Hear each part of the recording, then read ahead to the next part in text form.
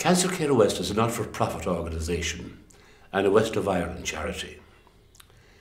Up to a few years ago, patients from the West travelled to Dublin for radiotherapy services and treatment. When this service opened in Galway, the need for accommodation for patients travelling long distances became apparent. For this reason, Cancer Care West opened a residence called Inisheven beside Galway University Hospital in 2007. This offers a home from home for patients and their families. Recognising the need for psychological and support services, Cancer Care West then opened its new Cancer Support Centre in 2009. Cancer Care West is committed to supporting those whose lives have been affected by cancer. This is the story of 4 individuals who have used these services.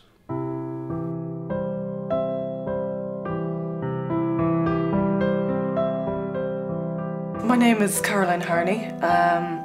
I'm 34 years old. I was born and raised in Dublin. I went to school in Rathmines, and when I finished school I decided to become a watchmaker. For some crazy reason I thought I might be able to make loads of money and travel and stuff like that.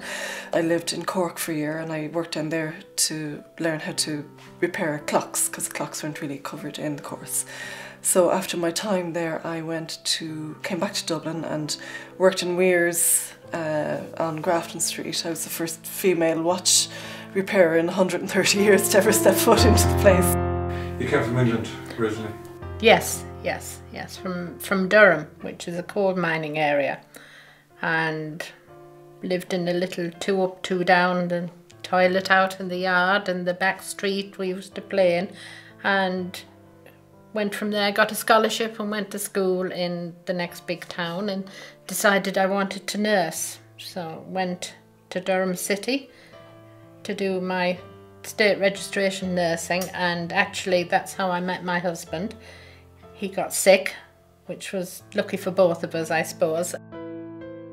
I live here obviously in Barnaby, Balladreen in County Roscommon.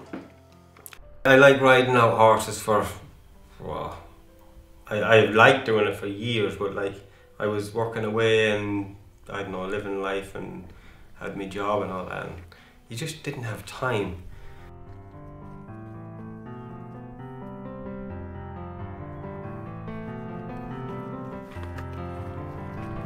We always had horses in our house, and I kind of got back into it again in a big way. I bought my daughter a pony, and he's been out on the road now about say 6 or 8 times. This particular young pony, and he's coming on a treat, you know. So he's going to be a real good one, I'd say, for my young daughter. Like. I did a BSc in NUIG, and when I finished the BSc I worked in the university. So I went to Germany for a year and worked there. I ended up working in the Avon factory in Germany, capping bottles. I had no office skills. I just felt at a certain stage I needed more, so I went back into NUIG and did the dip. While I was supervising exams, I got some subbing in the GMIT, lecturing in food science, which I loved. That was my favourite job. I suppose I was never sick. I just kind of I was passing blood is what started my worry and stuff like first. So of course I thought, must be something I ate at first for a week or so, and I thought, geez, it didn't go away, and I suppose it only got a bit worse. So I thought I better go to the doctor, and went to the doctor after maybe a week or 2. I did get diagnosed within a couple of weeks of having bowel cancer, they call it. They kind of sorted it out that I would get my treatment in Galway and stay in Cancer Care West. And it was kind of done for me, and of course when it was time to go up there I was all grand, yes, let's get it sorted. And when it was time to go then I was thinking, geez, going up here now, I'm going to be on my own all week. I found a painful lump on my left breast, and I wasn't really worried about it at the time. Being breast aware was something that we would have always been brought up with my mother's family, and you know, there was no issues about it. So about 2 or 3 weeks later, then I went to my GP. I thought it was a blocked milk duct after feeding Alex, and my GP thought the same because it was sore and where it was located. He sent me for a biopsy. So this brought me, I had my biopsy in December, the middle of December. Still not really concerned, thought it was, you know, there's no history of breast cancer or any cancers really in the family. We were more heart attack people, you know. So I had the biopsy done and had Christmas, didn't give it a second thought. We went back to Mullingar on the 4th of January, and Shane came with me, and like that, after sitting in the waiting room and having a laugh nearly about this, we were called in, and we still had to wait for the main doctor, surgeon. So he told me, he basically just said it was bad news, and I had to ask him to elaborate on that, to tell me exactly what the bad news was, and then he told me it was cancer. Within a year, I'd lost my 2 best friends and my husband, so it was kind of pretty tough going. And she was always the one who would be pale and calm, and I'd have these 2 red cheeks. Do you know, if you're under pressure, I can't, and I was pale. And my daughter said for me to go to the doctor, and so they said I'd need to go and have investigations. So I went, and I, under protest, I must say, and the doctor, I can see his face here now, laughing at me. And I was saying, the morning that I was actually having the colonoscopy, I was waiting in the corridor, and I was saying, you know, this is ridiculous. You know, I said, I don't mind at all, but I said, you know, it's a complete waste of time and money. Somebody else that needs this could have this. He said to me, well, seeing as you're here, you might as well come in. And he came down afterwards, and he came in the door of the room I was in, and I knew just to look at him.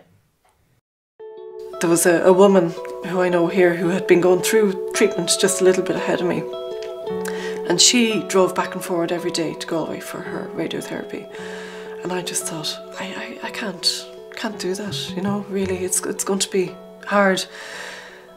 And when we were in UCHG being measured up for the radiotherapy, someone mentioned about inishavine, and you know, that could be an option, that they had residents there for people who are going through this and have to travel, that they can stay. The first time, yeah, when I went down, and I was so scared to go in the door in Inisheven. See, mine was in Inisheven the first time I went in. And I was walking up and down for a while outside, and there were these stone carved seats. And then eventually I went in the door. I didn't think it would be a new building. I thought maybe it was an old section from the hospital that they had said, we'll stick a few beds in here, you know. I thought it would be more hospital-like, and I thought it'd be a bit more dreary, you know. I had visions of like a state-run sort of institute that didn't really hold an awful lot of hope. And then to see this big new building, freshly painted, and oh yeah, that looks quite good, and a little meandering pathway through a garden up to the door, and you know, to go into quite a modern entrance, and there was a couple of the nurses at the reception, and it was warm. I can remember the plants, and there was cards already, thank you cards already lined up on the little counter at the side. And like that, you were greeted with a welcoming smile rather than a question mark. It didn't have a chemical sort of cleanliness to it that you would expect from a hospital, or that I probably had been used to from all my previous treatments and stuff like that. You know, like the nurses, they had their white gowns on and stuff, but it didn't have that sort of nursey doctor type of hospital feel to it. It was like sort of a country retreat home. It wasn't a hotel. A hotel is too chemical a word. It was more homely than that. You have your own room, and there was 2 beds in it. So like if you could have people stay with you, you know, like a friend or whatever staying with you. I know there was men and wife used to stay there together. You know, one of them would be having treatment and one of them would be just staying for support or whatever. And it was fantastic, and you could come down in the morning, get your breakfast, go and have your treatment. If you were nice and early, you could have your breakfast, go and have your treatment, and go uptown shopping, or just go uptown walking around, or just go back to your bed, do whatever you wanted to do. It was totally left up to yourself. My treatment was in the morning, so I think I had been checked in and had my room sorted and everything, say by about 10:30 that morning. So I was like, oh, what do I do with myself now, you know? After, I suppose, being used to always having something to plan with dinners and kids and stuff, it was like, okay, I'm not too sure. And it was at the stage when the weather was good, the sun was shining, so I said, right, I'm going to go for a little ramble and find my bearings and see what's around. But, you know, I had such fun. We laughed so much. There was card games, there was music sessions, we danced. You know, you discussed politics, watched TV, and, you know, you had all walks of life. I was probably one of the youngest there. And you had people into their 80s, and some people had been through all this before and it had come back, and this was their second time round. I'm not kidding you. I'm telling you everything straight up. I never told a word of lie in my life. Matter of fact, I might even get a room in here for the rest of my life. It's that good, is it? It's that good. It is that good. It's grace and beauty both combined. Hello, lead you so. You know, it was fantastic. It really was fantastic. There was such a sense of togetherness and a spirit of, well, you know, okay, we're here for this reason, but yeah, we'll get through it and we'll have a laugh while we're doing it. Won't you forget me now? In the evening, then all the patients or all the people used to just come down, and we'd be all sat round in the living room, and certain nights then there'd be like music nights or whatever, and anyone that was visiting you could also come and join in this, and it'd be just like a big get together, you know, but it was on every night.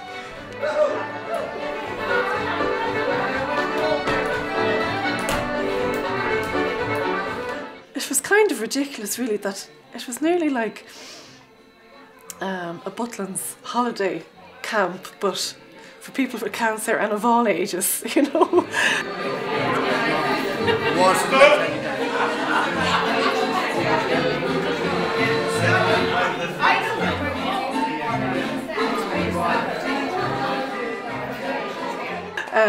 I'm sure if anyone was to look in at us, they would have thought we were cracked.